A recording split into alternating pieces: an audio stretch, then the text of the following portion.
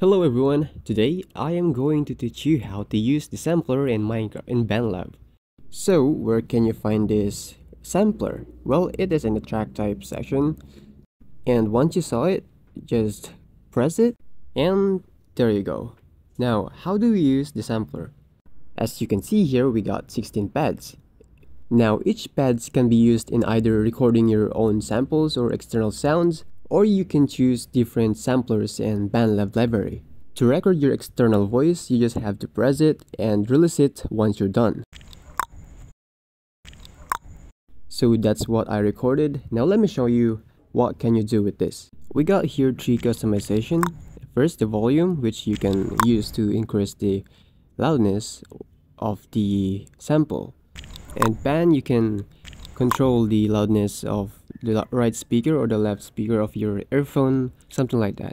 For the pitch, this allows your samples to be pitched up or to be pitched down, depends on your choice. But in this situation, I guess the BandLab has made an update and it's not the same like it used to before, because when you pitch it up, the speed also increases, and when you pitch it down, the speed also decreases. So I hope they fix this. Now I am going to teach you how to use the samples in BandLab library. Just press this pencil button and you can either import your audio or video from an external source like YouTube, or you can browse the BandLab library for samples. As you can see here, we got 3 sections: the packs, loops, and one-shots. For the packs, these are the different collections of samples. For example, this one.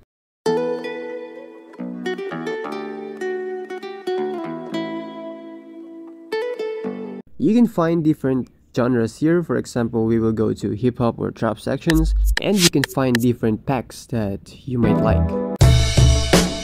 So for example, you like this packs called Drill and Rootless. It's a hip-hop saxophones, and here you can find different samples.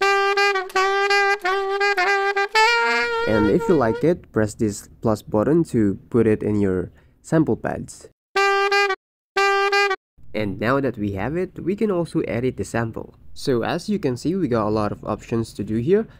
For example, this one, like trimming. We also got the attack, release, and tone. Well, I don't really know how does this 3 works, but you can hear them and see the difference. So yeah, it's all about experimenting, and you decide, you customize however you like it. You can also make it as one shot or loops. You can also change the color however you like, and you can reverse it too.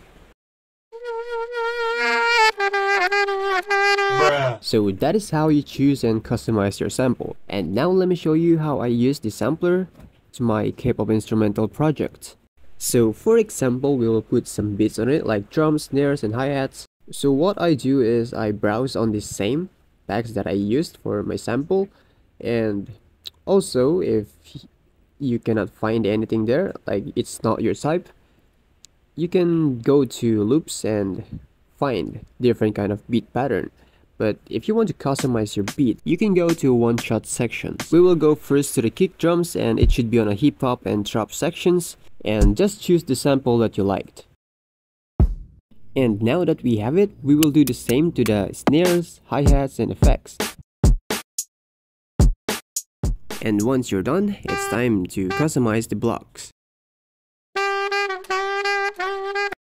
It was not enough, so we have to make it longer.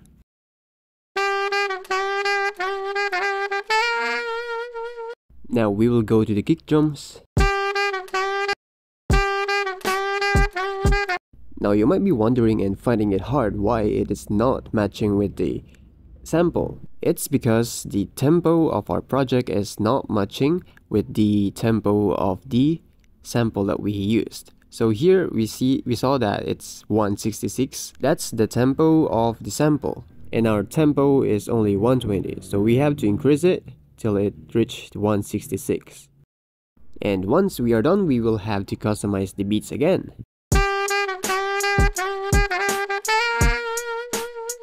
And as you can hear, it's now fixed. But this problem only occurs when you're using a sample, a sound sample like that, a trumpet or whatever you call it, saxophone, But if you're just using a sample for drums, hi-hats, something like that, it won't be a problem.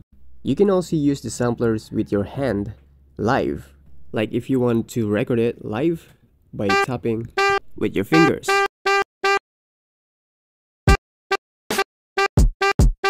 But of course, if you want to make it accurate, just use the blocks. And yes, just like your audio or your virtual instruments, you can put effects on samplers.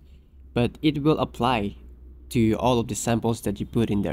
Not only for the saxophone, but also for the beats, for the drums, for the hi-hats, for the snares, everything that you put in this single sampler. But if you want to apply effects only on the saxophones, you will have to create another sampler. So what I do is I just duplicate the sampler that I had, and on the copied sampler I just remove everything, I mean the drums, except for the sample, for the saxophone sample. And then on the original, I remove the saxophone. After that, I will remove or disable the effects on my original sample where the drums will be played. So again, this is just an option, and especially if you are using a lot of samples. Now if your samples is from like external source like YouTube, let me show you how it's done. First, you just have to press this button, and there you can browse the audio that you recently downloaded. So here, let me do, for example, this hey sound. This is the effect. Then I customize it and put it in a project. If it's too loud, you can minimize the volume. And here I added a separate virtual instrument. Now let me show you the previous project that I have, which is the what you call that, by Kiss of Life. And here I use a lot of samples, especially in drums. I mean on drums only, I guess. So this is it. As you can see, it's labeled as samplers and the rest are instruments. So these are virtual instruments and this one is the sampler. So I use only like drums, hi-hats, some effects, so it's not that much.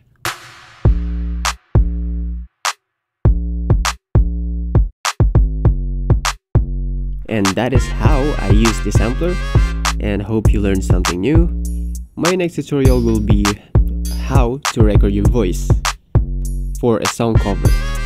So yeah, stay tuned.